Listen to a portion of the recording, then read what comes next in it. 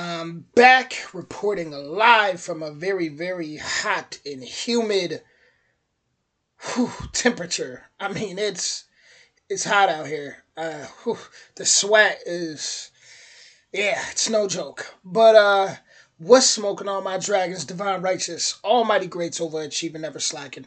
Today we got top 10 very British problems. So I did a reaction the other day, pretty much about everything good with Britain, with the healthcare and the vacations. So I guess we'll get into some British problems. With that being said, original link will be in the description. Here we go. UK, and today we'll be counting down. Let me start that from the top because I don't like to miss a word. So many problems, so little time.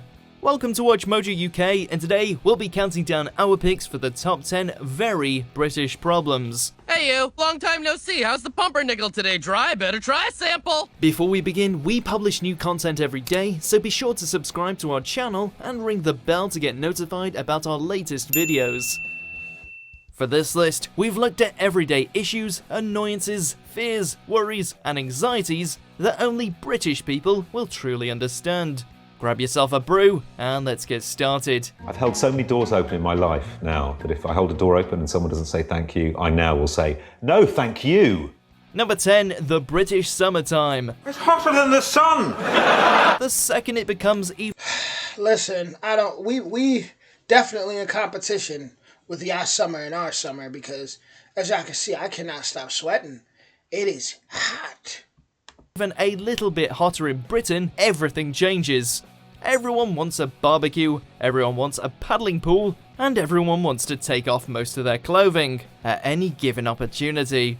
Failing that, we head straight to the nearest beer garden or picnic table and parasol. In general, if the sun's out, we're out.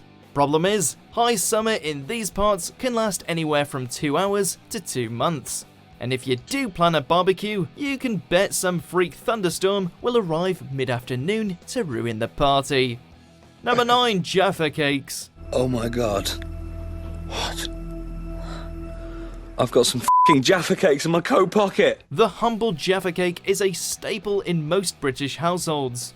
Trouble is, it's almost impossible to eat them without quoting an advert or getting into an age-old debate. Because who can say they don't still find themselves contemplating lunar cycles while eating these things? The full moon, half moon, total eclipse tagline will simply never disappear. But the big question is, do these sweet treats belong in the cake or the biscuit family? The name says cake, but they live alongside biscuits in most major supermarkets. On what side of the debate do you stand? Answer in the comments section. Jaffa Cakes. The apples still look pretty This is my first time even hearing of Jaffa Cakes, to be honest with you guys. good, so everyone should check those out. Number 8, the ice cream van. Ice cream.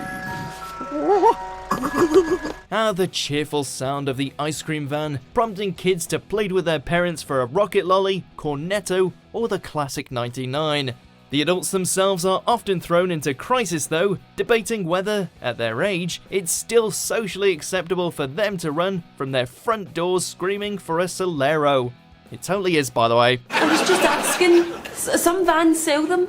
Well, we certainly don't. This is a family van.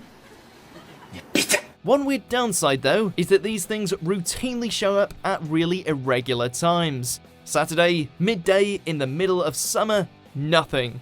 Thursday, 11 AM, in the dead of winter, the jingle kicks in, leaving us to question the absurdity of life. Number 7, free sample.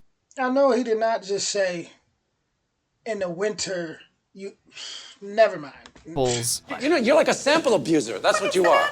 You're abusing your sampling privileges. No one's opposed to getting free stuff, whether it's samples to promo a new product at the supermarket or a free taster of the newest tipple at your local bar. But once the initial excitement is over, the awkwardness sets in, as whoever offered you the sample tries to sell you a year's worth of the stuff. You don't want to be judged for trying and not buying, but you really don't want to actually purchase anything either.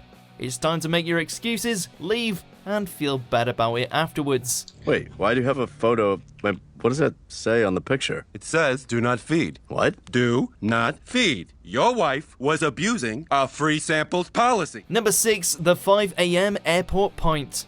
Unwritten rule number 1, your holiday starts the second you set foot inside the airport. It doesn't matter how early your flight is, or how clearly you crave a standard breakfast of toast and coffee, you must start as you mean to go on, with the fullest of full Englishes and a nice cold pint of whatever's on tap. Who cares that you'll be travelling for the next 5 hours, or that it's still dark outside? Buy a beer, take a photo, post on social media. It's the 3-step rule to guaranteed fun, obviously. Maybe. Probably not, but we do it anyway. Glasses of Merlot, please. Oh, don't look at me like that. Number 5. No, after you. As overly polite Brits, the simple use of doors can make for really awkward situations. There's rules to follow, people, even if no one's really that sure what those rules are. When's the right time to hold the door open for someone? And how long is too long before you've actually made it more inconvenient than it otherwise would have been? And what if there are multiple doors? There are only so many variations of thank you, cheers, and much obliged after all. And don't even get us started on door etiquette in the lift. More often than not, we'll just take the stairs. Number 4, proving we are not thieves. It's kind of natural to worry at least a little bit about what other people think of you, and no one wants to be deemed a lawbreaker, especially when you're definitely doing no such thing. Popping into the shop, having a browse, but not actually buying anything is a particular problem for some, because obviously everyone... I have that problem when I walk into a store. It just feels awkward when you go in a store and you just... like, you know, I don't want nothing. Just walking out feels a little awkward every time. Everyone else immediately assumes you're a shoplifter. Why are you about 15p? Well, no one assumes that, but you feel as though they must do. Putting petrol in your car is another cause for irrational concern. Best jog to the kiosk so they're definitely aware that you intend to pay for your fuel, eh? You just saw the petrol then? Number 3, the price of Fredos. We all know that inflation happens, prices go up, and people moan about it. But some things are just too sacred, and the Fredo is everyone's favourite fall guy, offering failsafe proof that the economy has gone to the dogs. A favourite treat for 90s kids everywhere, there was a time when they cost but a single 10p piece, and that's plain or caramel. Nowadays, the original chocolate frog costs an eye-watering 25p or more. And here's the real sickener, the bar itself is even smaller than it used to be. More money plus less Fredo equals riots on the streets. Fear not, Fredo, fix it! Number 2, milk first. What's more frustrating than the go-to cultural cliche of tea drinking in general? The ongoing debate on exactly how to brew the perfect cuppa. It's obviously tea bag first, but for some it's milk then water, for others it's water then milk. And it's more than just a personal preference. If that's your biggest problems, man, whew. 2. Historically speaking, the way you made your tea was supposedly indicative of your social status, with the wealthier folk opting for water first because their higher quality china could withstand the boiling temperature. But as long as there's biscuits, does it really matter? Cup of tea. Number 1, text and email etiquette. Soz.